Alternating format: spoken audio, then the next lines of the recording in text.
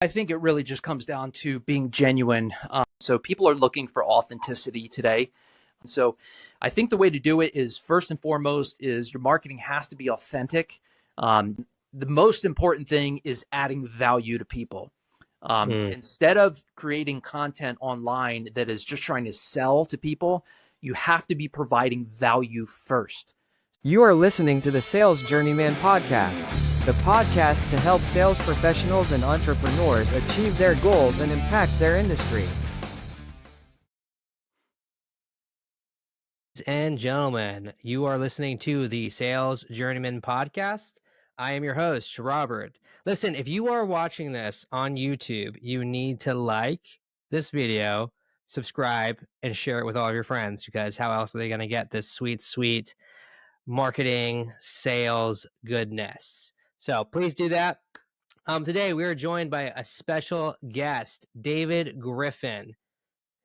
David Griffin has over 15 years of sales and marketing experience in both B2B and B2C environments, including door-to-door and enterprise-level sales. So he began as a content creator in manufacturing sector and advanced to director-level roles, launching a successful aerospace and defense division. And as a marketing consultant, he helped businesses refine their message. Currently, Dave is the head of marketing for an auto service chain, and he is preparing to launch his SaaS company in the automotive space. Hello, Dave. How you doing? Good. How are you? Thanks for having me Doing on. Thank you. Thank you. So, a little fact people may not know, you actually were the videographer at my wedding. I was, yeah. It was a long time ago. And to this day, when we showed that video to my kids for their very first time, my son was like freaking out. He's like, "Oh my gosh, that's grandpa. That's my dad. When did this happen? Why wasn't I there?" It's like, well, you weren't there for a couple of reasons. But anyway, moving on. So I wanted to talk, David, about the relationship between marketing and sales. Mhm. There's an old saying we say, sales hates the marketing department.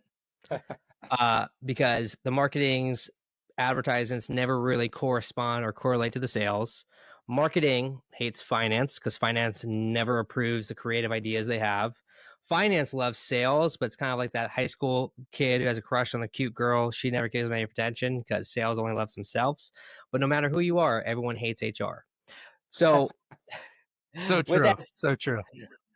With that said, how do you've played both roles, right? You've been done door to door, you've done enterprise level sales, you've been a marketing consultant, you do the videography, you do the creative designs.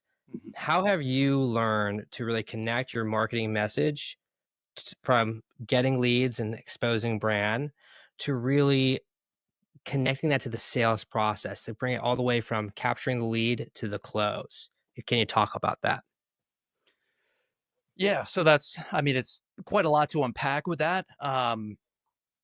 So I think, I've learned a lot over the years. I've made a lot of mistakes in how to, make this work. But I think it all boils down to first and foremost understanding the difference between sales and marketing. And so that's the first thing is I think we have to have a clear definition and understanding of what sales and marketing actually is. Because this is where a lot of companies I think get this wrong, and this is the reason why there's a huge disconnect, which is what you alluded to, which is sales and marketing always have this kind of um, love hate relationship, really. But I guess to start really with that, it's marketing is not sales. I think that's the first thing we really need to understand is that marketing is not sales. But the problem is a lot of times it comes down from the leadership and they put a lot of pressure on marketing. So marketing then essentially acts like salespeople by trying to get people to close in their marketing as opposed to informing people and educating people and warming people up to be handed off to sales in order to convert and close.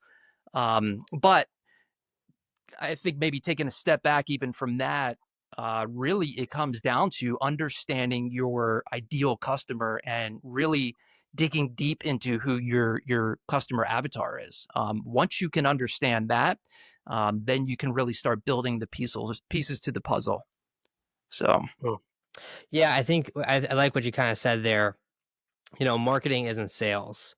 Um, I think that there's this kind of desire in one of my past podcasts with Ben Edson. He talked about sales reps throwing Hail Marys.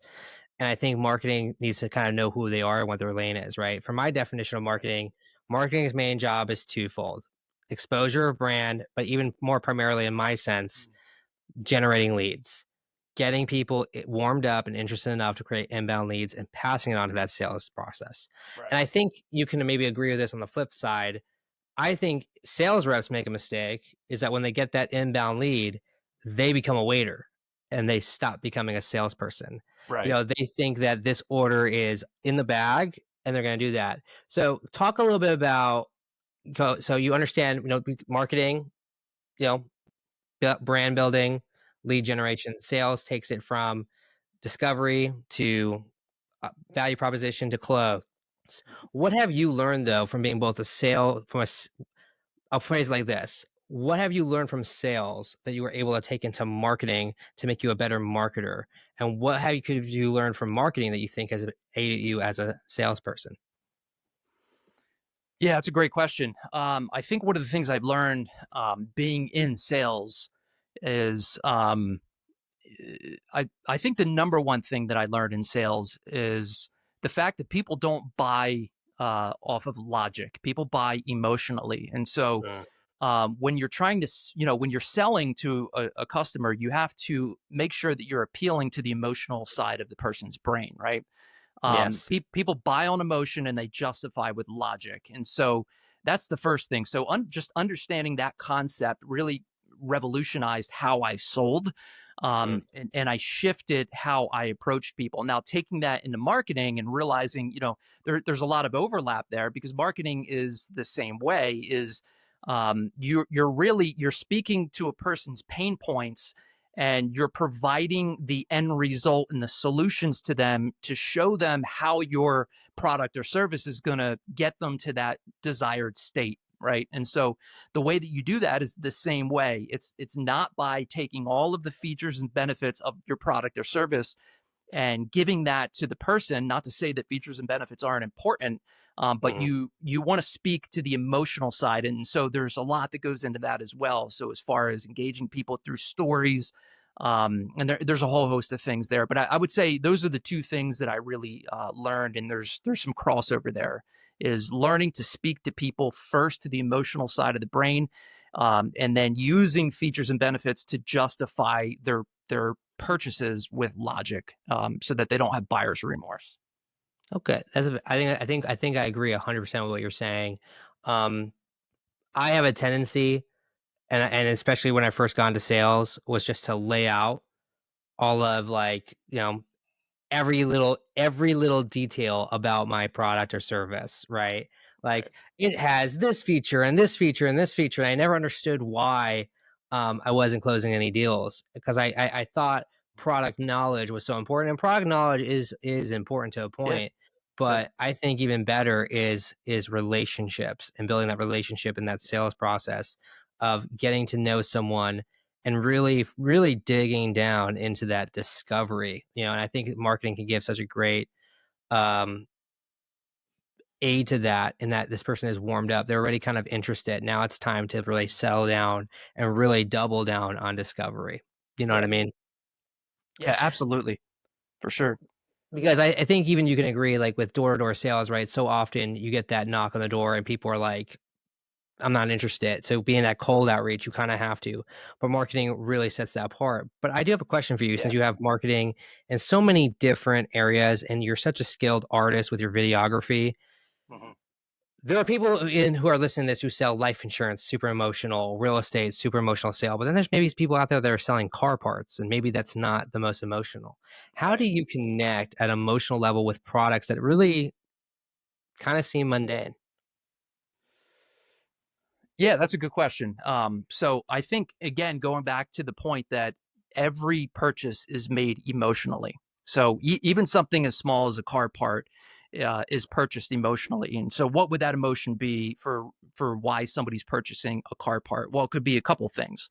It could be the ultimate emotion there is It could be fear, right? They don't want to, Mm, they don't want to have a breakdown in the middle of a snowstorm, and so they have to get their car fixed. Um, there's a mother she needs to take her kids to school or whatever it is, and so she wants to make sure she has a safe and reliable vehicle. So that's really the emotional side of it. Um, and then, obviously you're justifying that with the logic side comes in when you are showing that you are the company that is ultimately going to get them to that end goal, to that dream mm, state. Um, and so, yeah, I mean, even, you can even think about somebody who sells cars, right? Even luxury cars. That's still an emotional purchase because they're ultimately what they're doing is they're fulfilling some, innate desire for mm. reputation or status or whatever it is. So even a purchase like a luxury vehicle or a luxury watch is still it's satisfying some emotional desire that a person has. So really every sale is made in the emotion, or learning how to engage them emotionally. As you were saying that, I really thought about my time back at Chick-fil-A when I used to work at Chick-fil-A. I know we kind of laugh because there's almost like it's almost like funny the way Chick-fil-A people give you such good service. But I really do think that's part of marketing because you're buying a chicken sandwich. Like it's a chicken sandwich. And to Yep. be honest with you guys, and I worked at Chick-fil-A, love Chick-fil-A. It's no better than Burger King. It's no better than anywhere else. The flavors, I mean, it's a good sandwich, but it's not better than anywhere else. But what Right. what we were always taught was that second mile service of bringing that making the customer feel like they're the most important person in the world. And I think that's really a part of marketing.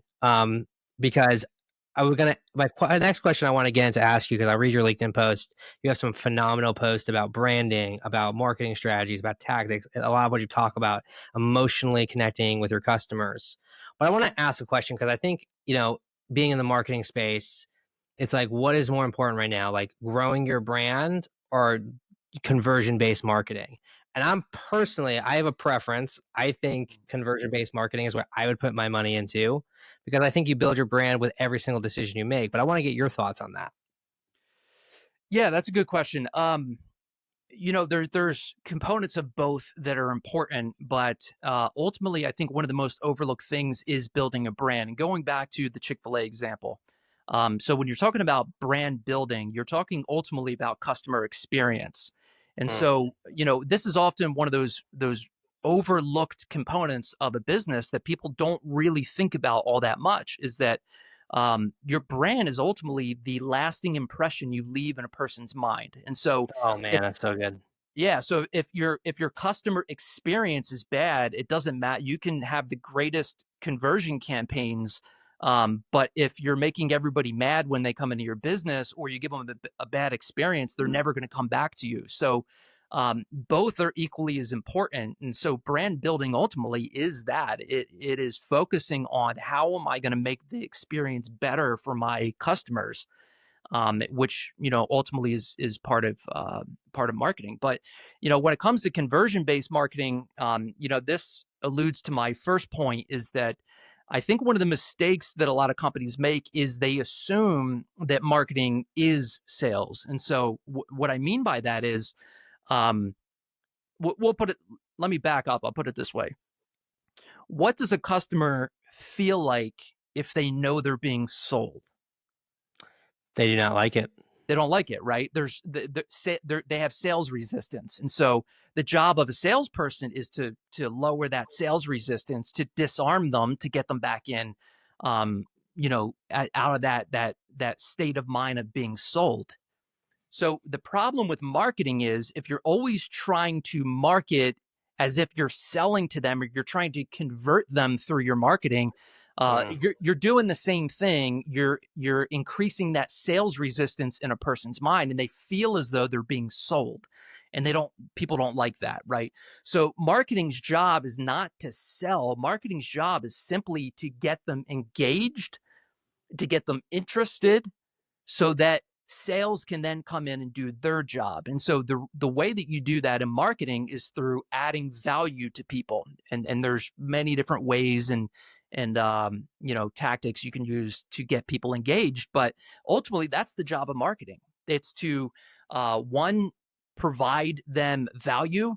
This can come through YouTube videos, through podcasts, through whatever it is, and you're educating them at the same time so that by the time they get to the sales rep, um, you know, they've already seen enough of your company and your product to know whether or not they want to buy. And that's the day and age we live in, is that, Mm. it's not like it was 20 years ago where you had to rely on a salesperson to get the information about the company. Today, a statistic was done. I think it's 90% of people have already made their decisions before they even speak to a sales rep. And so that's going to come on the back end through what marketing does in education and adding value to people, so that by the time they get to sales, it's pretty much already locked in at that point. Now, of course, there's some work that has to be done there with sales. I'm not saying there isn't, but I would say that's the ultimate difference. So here's my question, right? The famous book, Direct Marketing Strategies by Dan Kennedy. One Mhm. of his golden rules is marketing has to be tracked. If you cannot track marketing, then it's really not valuable, right? And Dan Kennedy is from that old guard, old school, like Right. hard nose, hard knocks guy. I love him personally. I love his stuff that he talks about. But I'm curious, like, how do you track and trace the value of, let's say, a campaign that's meant to really build brand versus a campaign that's built to convert leads Yeah. or So build leads?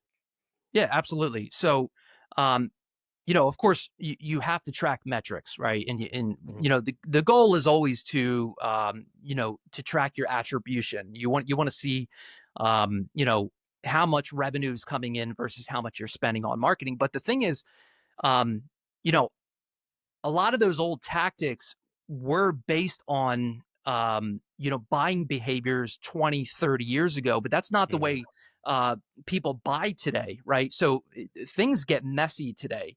And what I mean by that is that it's not just a linear process where somebody clicks this button, fills out this form, and then they buy, right? Obviously it depends on the industry that you're in. There could be a 20-day sales cycle, or a 1-day sales cycle. But ultimately, though, is people don't buy in a linear fashion anymore. Especially like if you're e-com, you might see an ad, you click on the ad, your kid starts crying, you go deal with that. 2 days later, you see a retargeting ad again, you click on that, and then something else pops up. Then you go, to the website, maybe you don't buy there. And so people are just all over the place. They'll see a YouTube video, or maybe they'll hear it on a podcast. So trying to track attribution today is extremely difficult. And then on top of that, you also have all of the privacy laws that are coming into play. The iPhones now, you really can't track anything with the iPhones, and so it attribution becomes extremely difficult to track now. Now, that's not to say you can't track attribution. There aren't ways to do it. But when you're looking at things like dark social, so when you're talking about like podcasts and you're talking about marketing to people through DMs and different channels, there's really no way to track that. Mhm. But the thing is, um, in today's day and age, those really are the channels that move the needle the most. You're right. So that's one of those problems where this is kind of um, a debate between the C-suite and leadership of a company and sales and marketing. Is they're pressing you to track everything, and if you can't track it, then they want to cut the budget, or they don't want you doing it, but they don't Right. realize that things just don't operate in that way anymore. Yeah, and I'm with you on that as well, right? We're kind of in the age of, I've been blessed to be in inside sales, and inside sales has now turned into kind of more virtual selling, right? The Teams meeting. And I think COVID did a lot to really push that agenda because everybody, all the field reps, everybody had to be inside sales or virtual selling. And now you got these new technologies coming out. You got Whatnot coming out, which is basically QVC on your phone where anybody can go get their storage and have their own platform. So I'm totally with you on, as far as you have a bit of the old guard that's still kind of in leadership in a lot of situations that push against the creativity. Hence why marketing hates finance, because finance is just black and white numbers. Whereas marketing, I think, is a more of a space for the creative, emotional element to come out. And credit to any of those C-suite executives that do understand that and do represent that. So in a Absolutely. world that is congested with marketing, right? It seems like every time you're scrolling, doom scrolling on Instagram, doom scrolling on Facebook, you get hit with this ad, this ad, this ad, this ad. And of course, that's algorithm to your wants and interests. So I get like 78 leads on all kinds of like, hey, buy these leads, buy this, buy this. Yeah. What would you recommend? We would talk about emotional selling, but what would you recommend is really key for a company to really distinguish themselves? What in this day and age that you're seeing in the market with the way things are, how can a company really distinguish themselves with their brand to make an impact on customers that make them want to buy from you? Yeah, so I think it really just comes down to being genuine. There's so many gimmicks that are out there, and I think people are just they're fatigued from all of the gimmicky marketing that is out there, and so people are looking for authenticity today. You know, if you think back, when you look at sales, if you think back 20 years ago, it's like nobody trusted salespeople, right? Everybody had a disdain towards salespeople. And marketing is kind of in the same boat today. There's so much Mm, gimmick marketing that is out there that people just don't trust what they see in marketing anymore. They've been burned too many times. And so I think the way to do it is first and foremost is your marketing has to be authentic. You can't be gimmicky in what you're doing.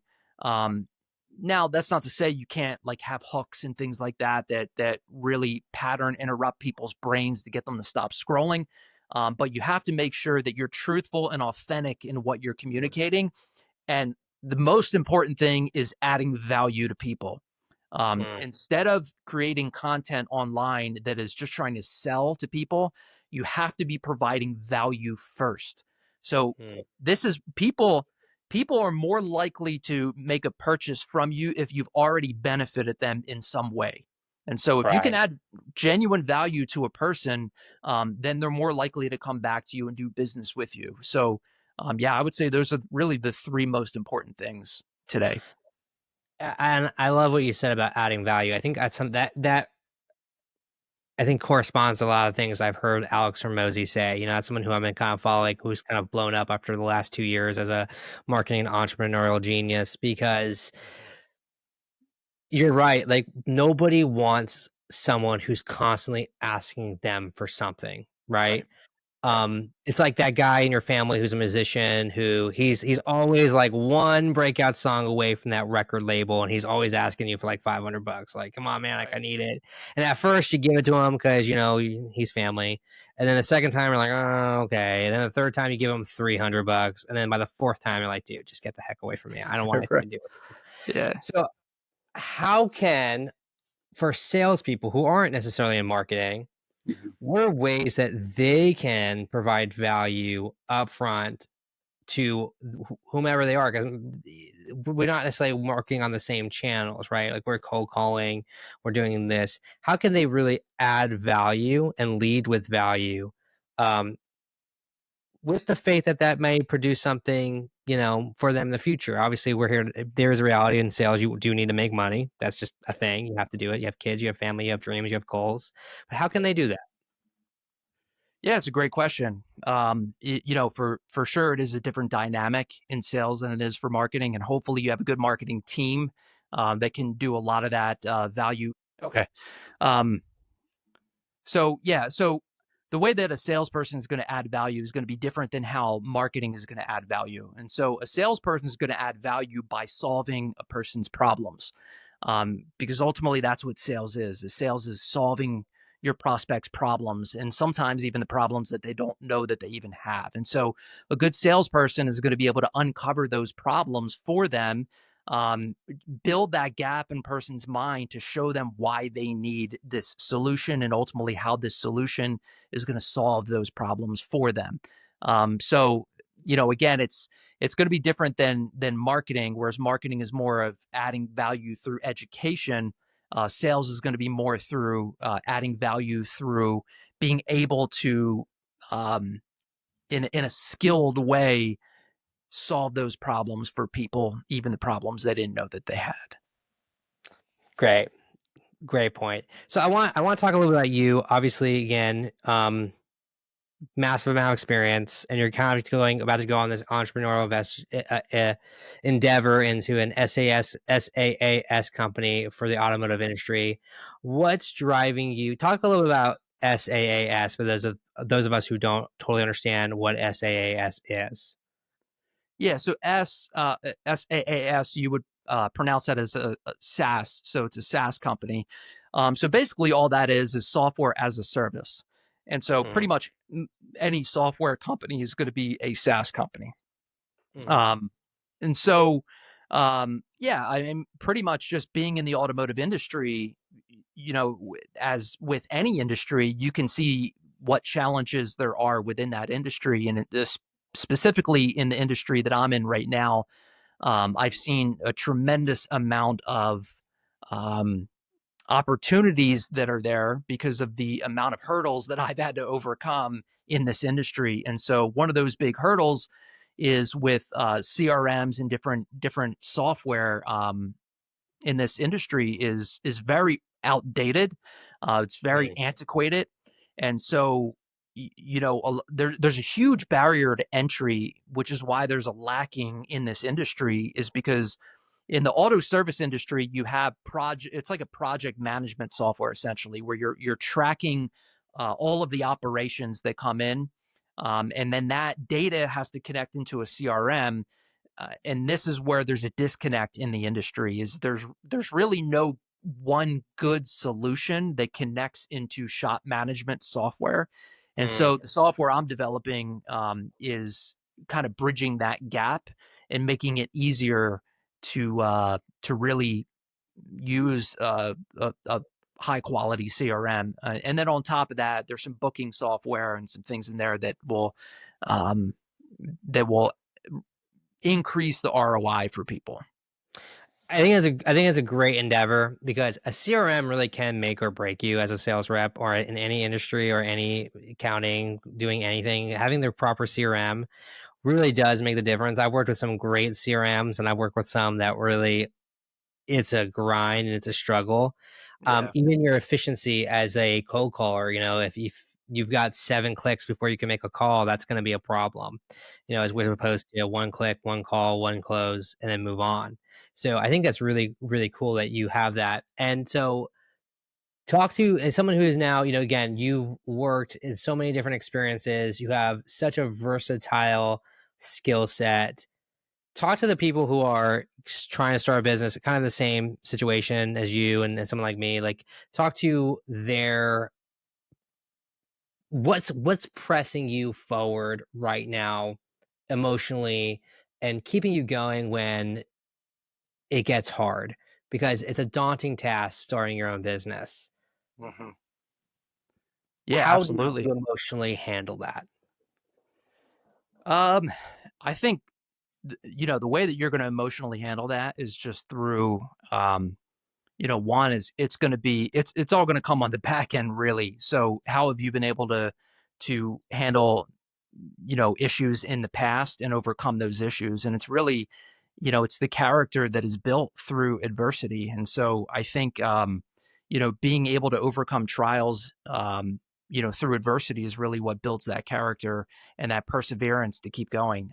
For me though, it also has to do with the ability to want that desire. You're talking about sales, right? And dealing with emotions. Ultimately for me, it's that desire to want to provide for my family. Mm, Um, whereas I realize that in marketing, you can only go so far working for a company. mm, And it's I think that's the reason why I want to start a company like this, because I know that there's a huge opportunity that's there, and I have the ability to, if it's done well, that I could be successful with it, and I can make my own schedule and have the freedom that I'm looking for ultimately. So that's the reason why I want to do it. Um, yeah, I mean it's really hard to say for certain. Speaking to people individually because everybody's different, and but you really kind of have to have that entrepreneurial mindset to you. And I think I've just always had that. I've mm, always had that entrepreneurial mindset where I've I've always done things. I started a company with my wife, and we sold it in 2023, and so it's just something that I love. I love running a business. I started a carpentry business years ago, and so it's in my personality, really. It's in your blood. It's in your Yeah. blood. Yeah. No, I always say that I think people who are in sales, even people in marketing, even too, they're kind of like the little entrepreneur inside of a business, right? And so inevitably, a good sales rep is almost always going to at least try entrepreneurship one time, because you have to hustle if you're in this industry. If you're a sales rep and you're not open to hustling and open to the stress of losing and getting your head kicked in 7 times in a row, Yeah. you'll have in the same week a massive victory and like a massive defeat, and you'll have it in a day. And one day you'll Yeah. close $100,000 deal, and then a $400,000 deal that you thought, man, I have it, just Yeah. goes away. So, well, Absolutely. Yeah. David, this has been a great podcast. Fantastic. Definitely have to get you on again.